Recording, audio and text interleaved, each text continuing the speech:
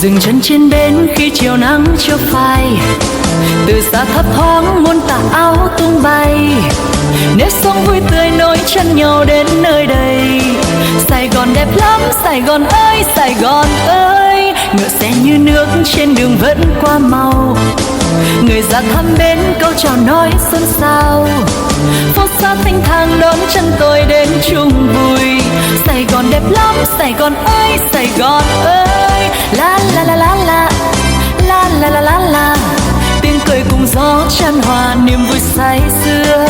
La la la la la la la la la la, ôi đời đẹp quá chẳng đó ý thơ, một tình yêu mến khi lời hát câu ca, để lòng thương nhớ bao ngày nắng trôi xa.